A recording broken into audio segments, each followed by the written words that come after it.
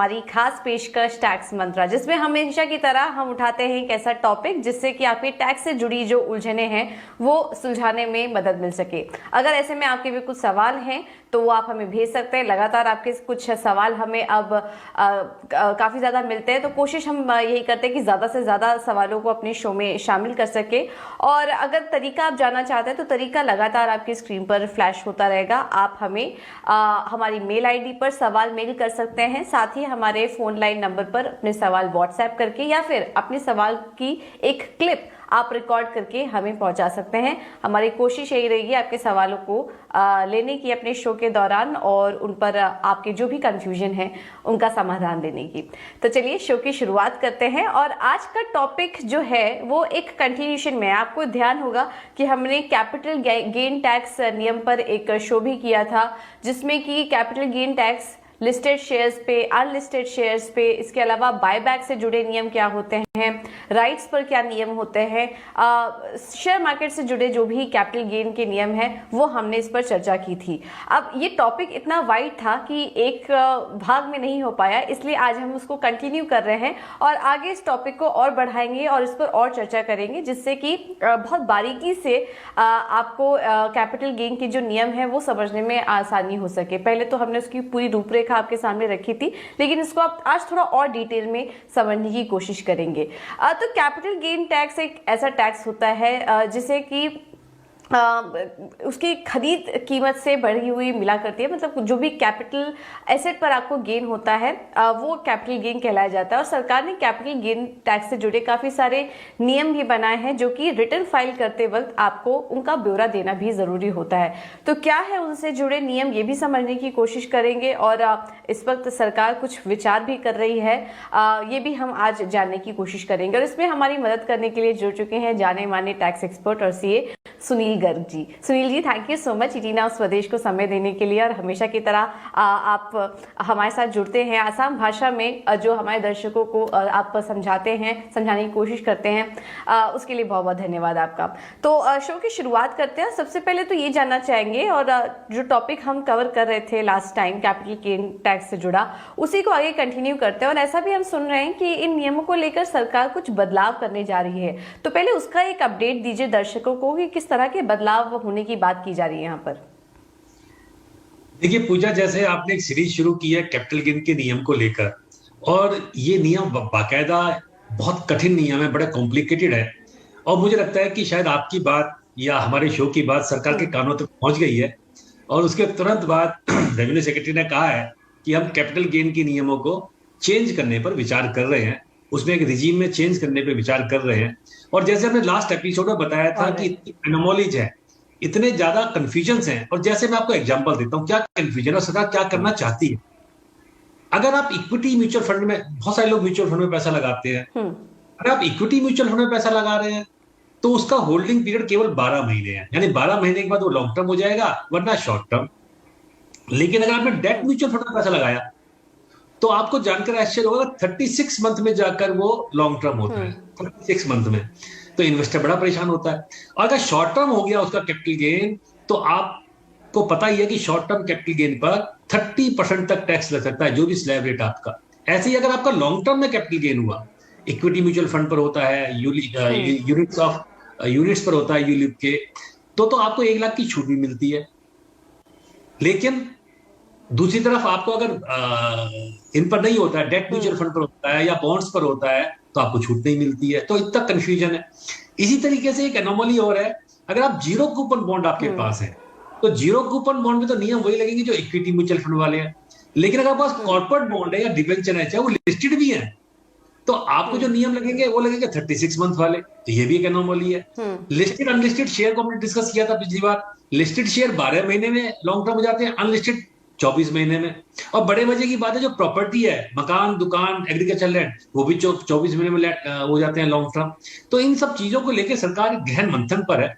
और आपको पता होगा कि हमारे यहाँ पे डायरेक्ट टैक्स फोर्स बनी थी 2019 में, उसने एक रिपोर्ट दी थी अपनी, और शायद सरकार उस रिपोर्ट से कुछ उठाकर और 2 हिस्सों में बांटना चाहती है। लिक्विड असेट्स यानी बॉन्ड्स, शेयर्स, म्यूचुअल फंड, और नॉन लिक्विड एसेट जैसे इमोल प्रॉपर्टी, मकान, दुकान, एग्रीकल्चर लैंड। तो जो नॉन लिक्विड एसेट्स है उसमें होल्डिंग पीरियड बशर्ते ज्यादा होगा, 36 से 48 मंथ, ऐसा हमारा मानना है, ऐसा हमें लग रहा है सरकार शायद ऐसा कर दे।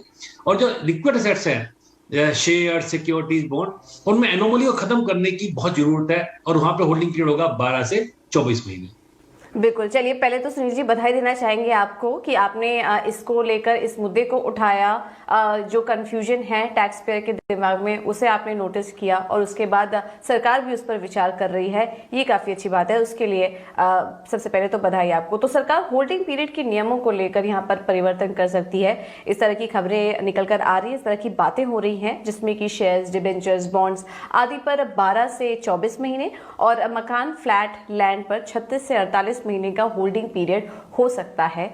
ये एक अपडेट है। अभी इस पर सरकार का फैसले लेने की का हम वेट कर रहे हैं, लेकिन इस तरह के बदलाव और इस तरह के सुझाव दिए जा रहे हैं, तो ये एक जानकारी आपके लिए।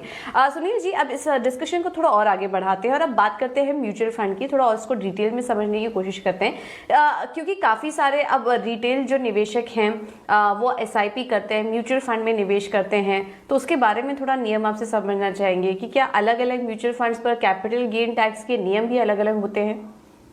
बिल्कुल अलग होते हैं पूजा। जैसे मैंने अभी बताया था पहले सवाल में भी, कि अगर आपका mutual fund equity mutual fund, तो आपको सरकार ने एक स्पेशल रिजीम दिया। और स्पेशल रिजीम क्या कहता है, ये फरवरी 2018 के बजट में आया था, कि अगर आपके पास इक्विटी म्यूचुअल फंड से कोई भी कैपिटल गेन होता है, तो पहली बात तो 12 महीने में वो लॉन्ग टर्म हो जाएगा, 12 महीने से कम शॉर्ट टर्म होगा। अगर लॉन्ग टर्म होगा तब भी आपका टैक्स रेट केवल 10% होगा, 10% ओनली, लेकिन आपको इंडेक्सेशन का बेनिफिट नहीं मिलेगा। तीसरी बात सरकार ने कहा था कि 31 जनवरी 2018 का जो रेट होगा उसकी ग्रांड फादरिंग आपको दे देंगे। और अगर आपको शॉर्ट टर्म कैपिटल गेन भी होता है लिस्टेड इक्विटी म्यूचुअल फंड पर, तो भी रेट केवल 15% है, लेकिन आपने उस ट्रांजेक्शन पर एसटीटी पे कर दिया हो। अगर इसके उलट हम डेट म्यूचुअल फंड को देखें, जो सिप कर रहा है वो डेट में भी जा सकता है, वो इक्विटी में भी जा सकता है, लेकिन डेट पे नियम बिल्कुल चेंज हो जाता है, बिल्कुल 180 डिग्री का फर्क आ जाता है जी। होल्डिंग पीरियड 12 या 36 महीने जाता है, पहली बात। दूसरी बात, रेट ऑफ टैक्स जो लॉन्ग टर्म कैपिटल गेन का रेट है वो 10 ना रह के 20% हो जाता है, और शॉर्ट टर्म कैपिटल गेन 15 ना होकर 30% हो जाता है। लेकिन एक फायदा सरकार ने दिया है, अगर आपको डेट म्यूचुअल फंड से लॉन्ग टर्म कैपिटल गेन हो रहा है तो फिर आप इंडेक्सेशन ले सकते हैं। लेकिन आम इन्वेस्टर के लिए बड़ा सिरदर्द की बात होती है, वो नहीं समझ पाता कि मुझे मेरा डेट म्यूचुअल फंड है, ये मेरा इक्विटी म्यूचुअल फंड है, मेरा होल्डिंग पीरियड क्या है। तो शायद इसमें भी एक एनोमली को खत्म करने की जरूरत भी है। ऑल राइट, बिल्कुल। तो देखिए, ये एक क्लैरिटी आपको मिल गई होगी। इक्विटी म्यूचुअल फंड में पैसा लगाते हैं तो उसके नियम कुछ अलग हैं। वहाँ पर लॉन्ग टर्म कैपिटल गेन तब होता है जब वो 12 महीने पे हो जाता है, तो उसके तहत वहाँ पर 10% का टैक्स की दर होती है। वहीं डेट म्यूचुअल फंड थोड़ा समझने की कोशिश यहाँ पे करनी होगी कि उसका होल्डिंग पीरियड अगर 36 महीने है तो टैक्स की दर 20% हो जाती है। इस तरीके से इक्विटी और डेट म्यूचुअल फंड के जो नियम हैं वो अलग अलग हैं। इस बात का आप ध्यान रखिए। तो आपकी होल्डिंग किसकी कैसी है, आपने पैसा कहां पर निवेश किया है, इस बात को समझना बहुत जरूरी है। और उससे जुड़े फिर टैक्स के दर कितने होंगे ये भी आप समझिए, क्योंकि अक्सर ऐसा होता है कि फिर जब हम अपना प्रॉफिट बुक करते हैं, हमारे पास गेन आता है तो टैक्स कट के आता है और हम समझ नहीं पाते कि इतना पैसा कैसे इसकी कटौती होगी। तो टैक्स के दर को भी यहाँ पर समझने की कोशिश करनी होगी। सुनील जी, काफी सारे निवेशक हैं हमारे जो नहीं समझते, उनको आइडिया नहीं होता कि डेट म्यूचुअल फंड किस तरीके का होता है, इक्विटी म्यूचुअल फंड किस तरह का होता है। अक्सर उनके फंड मैनेजर्स या फाइनेंशियल एडवाइजर्स उनके फंड जो हैं वो मैनेज करते हैं। तो एक रिटेल निवेशक को किस तरह की अवेयरनेस होनी चाहिए, वो कैसे समझे डेट और इक्विटी म्यूचुअल फंड में फर्क?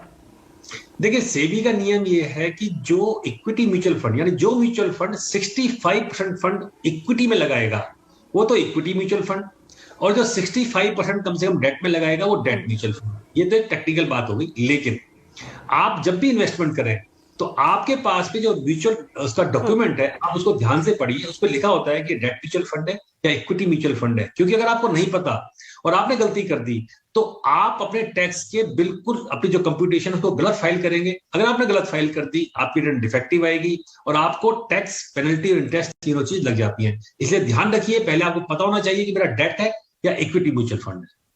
ठीक है, चलिए अब इस डिस्कशन को थोड़ा और आगे बढ़ाते हैं। ये तो बात हुई म्यूचुअल फंड्स की, लेकिन डेरिवेटिव मार्केट की बात करते हैं। क्या इससे जुड़े भी टैक्स के नियम कुछ डिफरेंट है? फ्यूचर एंड ऑप्शन के प्रॉफिट पर कैपिटल गेन टैक्स किस तरीके से लगता है या फिर नहीं लगता, इसे भी थोड़ा समझाइए हमें। आम भाषा में हम समझते हैं कि पूजा, जब भी लोग फ्यूचर एंड ऑप्शन डेरिवेटिव में काम करते हैं, शेयर मार्केट में कोई भी काम करते हैं, तो उस पर कैपिटल गेन टैक्स लगता है। लेकिन आपको जानकर आश्चर्य होगा, जी फ्यूचर एंड ऑप्शन और बहुत सारे एम्प्लॉइज जी काम जी। को करते हैं, बहुत सारे सेलेक्ट एम्प्लॉय भी फ्यूचर एंड ऑप्शन में पैसा लगाते हैं, डेरिवेटिव हम उसको कहते हैं आम भाषा में। उस पर कैपिटल गेन टैक्स नहीं लगता है, कोई कैपिटल गेन टैक्स नहीं है। तो अब क्या सरकार ने टैक्स देना बंद कर दिया है? सरकार तो ऐसा करती नहीं है कभी। ओके। टैक्स का जब भी मौका लगता है सरकार तो टैक्स देती है। तो ध्यान रखिए, फ्यूचर एंड ऑप्शन के लिए स्पेशल प्रोविजन है।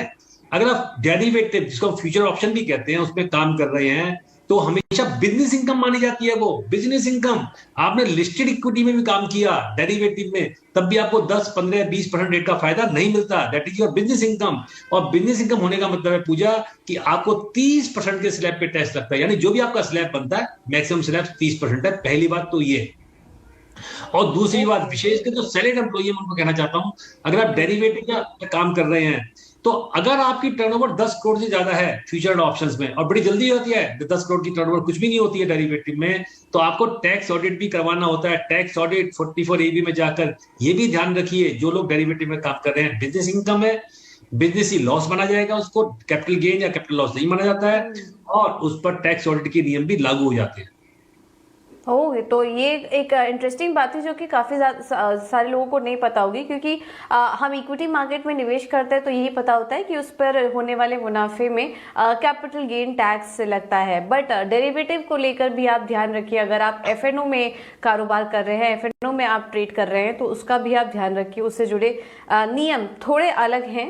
नॉर्मल इक्विटी में अगर आप निवेश करते हैं तो थोड़े कॉम्प्लिकेटेड हैं, तो उसको यहाँ पर समझने की कोशिश करिए। और एक और इम्पॉर्टेंट बात जो अभी हमें डिस्कशन के जरिए पता चली कि डेरिवेटिव पर होने वाली इनकम पर बिजनेस इनकम के तहत टैक्स लगता है, यानी कि 30% की दर से, और टैक्स ऑडिट भी करवाना पड़ता है। ऑडिट का तरीका अभी आपको सुनील जी बता भी रहे थे। तो देखिए, ये छोटी छोटी चीजें हैं जिसका कि हमें आइडिया नहीं होता, और ये समझना बहुत जरूरी है कि डेरिवेटिव में अगर आप एफएनओ में कर रहे हैं तो फिर किस तरीके से ट्रेड ले, क्योंकि आजकल हम देख रहे हैं कि काफी सारे रिटेल पार्टिसिपेशन इक्विटी मार्केट में आ रहा है, एफएनओ में भी वो ट्रेड और निवेश कर रहे हैं। तो ये उससे जुड़े नियम है जो कि आपको पता होने चाहिए। अब बात करते हैं बॉन्ड्स की। Sunil ji, zero coupon bonds क्या है और इससे जुड़े टैक्स के नियम क्या कहते हैं? अब इसमें क्या कॉर्पोरेट बॉन्ड्स, डिबेंचर और जीरो कूपन बॉन्ड्स के नियम कुछ अलग अलग होते हैं क्या? इसके बारे में भी बताइए।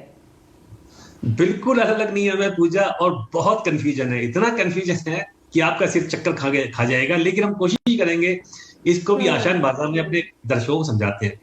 देखिए, सबसे पहले बात करें जीरो कूपन बॉन्ड। बिल्कुल स्पेशल कैटेगरी है जीरो कूपन बॉन्ड की, और सरकार ने स्पेशल नियम दे रखे हैं। आखिर जीरो कूपन बॉन्ड होते क्या है? क्या उस पर जीरो रेट ऑफ इंटरेस्ट होता है? अगर जीरो रेट ऑफ इंटरेस्ट होगा तो पैसे कौन लगाएगा उसमें? ऐसा नहीं है। जीरो कूपन बॉन्ड होते हैं जो कि इंफ्रास्ट्रक्चर कंपनियां, बैंक्स इशू करती है डिस्काउंट पर। मान लीजिए आपको 1 लाख का बॉन्ड है और आपको 80,000 रुपए पर वो डिस्काउंटेड प्राइस पे मिल गया 10 साल के लिए, और 10 साल बाद जब मैच्योर होगा तो आपको 1 लाख मिल जाएगा, यानी 20,000 का आपको फायदा हो गया। आप उसको इंटरेस्ट समझ लीजिए, आप उसको कैपिटल गेन समझ लीजिए। लेकिन अगर जीरो कूपन बॉन्ड लिस्टेड है, अगर वो लिस्टेड बॉन्ड है, तो नियम ये कहता है कि उसके नियम वही होंगे जो इक्विटी शेयर वाले हैं, लिस्टेड इक्विटी शेयर वाले। यानी 10% आपको टैक्स लगेगा 12 महीने की होल्डिंग के बाद में। पहली बात तो ये समझ लीजिए। अब आते हैं बॉन्ड्स या डिबेंचर के ऊपर। बॉन्ड्स और डिबेंचर में भी अगर डिबेंचर लिस्टेड नहीं है पूजा, तो फिर उससे होने वाली इनकम आपकी ब्याज की इनकम मानी जाती है, इंटरेस्ट की इनकम आप मानी जाती है। लेकिन अगर डिबेंचर लिस्टेड है, तो लिस्टेड डिबेंचर के लिए आपको कैपिटल गेन के नियम लग जाते हैं। लेकिन वहां पर जीरो कूपन वाले नियम नहीं है, आपको डेट म्यूचुअल फंड वाले नियम है। यानी 36 मंथ में लॉन्ग टर्म होगा, उससे पहले शॉर्ट टर्म होगा, टैक्स का रेट 20% होगा, उससे कम 30% होगा। सिमिलर कॉर्पोरेट बॉन्ड्स को लेकर है। अगर बॉन्ड्स लिस्टेड नहीं है तो आपको उससे होने वाली इनकम ब्याज की इनकम मानी जाएगी, कि आपको हर महीने ब्याज मिल रहा है। अगर लिस्टेड है तो वही नियम लगेंगे जो डिबेंचर पर लगते हैं। इसलिए आप जब भी इन्वेस्टमेंट करें, जो भी इन्वेस्टर इन्वेस्टमेंट कर रहा है, उसके टैक्स के रिजीम को समझना बहुत जरूरी है, बहुत ज्यादा जरूरी है, क्योंकि कॉम्प्लिकेशंस है। सेम काइंड ऑफ सिक्योरिटी पर अलग अलग टैक्स के नियम।